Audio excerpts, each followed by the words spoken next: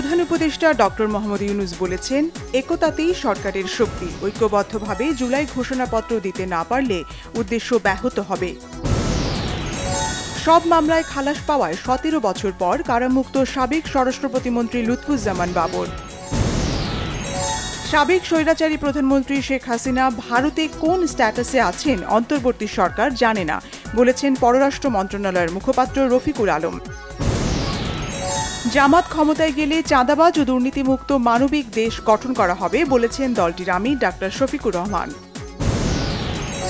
দেশের অস্থিরতা ঠিক করতে যত দ্রুত সম্ভব রাজনৈতিক শক্তির কাছে ক্ষমতা হস্তান্তর জরুরি, মন্তব্য বিএনপির সিনিয়র যুগ্ম মহাসচিব রুহুল কবির রিজভীর।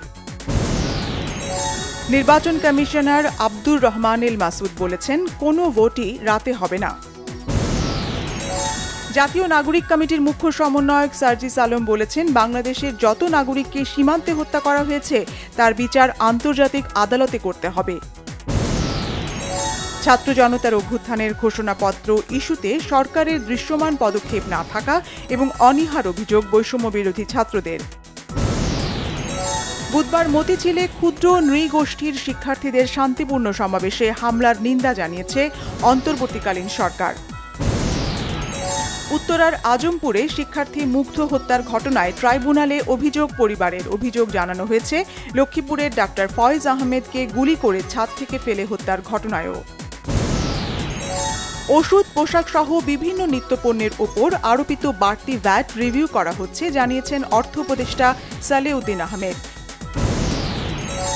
ক্ষুদ্র নৃগোষ্ঠীর উপর হামলার প্রতিবাদে স্বরাষ্ট্র মন্ত্রণালয়ের অভিমুখে ছাত্র জনতার পদযাত্রা পুলিশি বাধায় পণ্ড। খালাস না হওয়ায় চট্টগ্রাম বন্দরের সাবেক এমপিদের নামে আনা ৩১টি বিলাসবহুল গাড়ি সহ শতাধিক গাড়ি নিলামে। নিখোঁজের একদিন পর বরিশালে ৫ বছরের শিশু সাফওয়ানের লাশ উদ্ধার। রবিবার থেকে গাজায় শুরু হচ্ছে বহু প্রত্যাশিত যুদ্ধবিরতি। উচ্ছ্বাস আর স্বস্তি ছড়িয়েছে গাজা আর ইসরায়েলে। যুক্তরাষ্ট্রে ধনী গোষ্ঠীর শাসন শুরু হতে যাচ্ছে, দেশবাসীকে সতর্ক করেছেন বিদায়ী মার্কিন প্রেসিডেন্ট জো বাইডেন।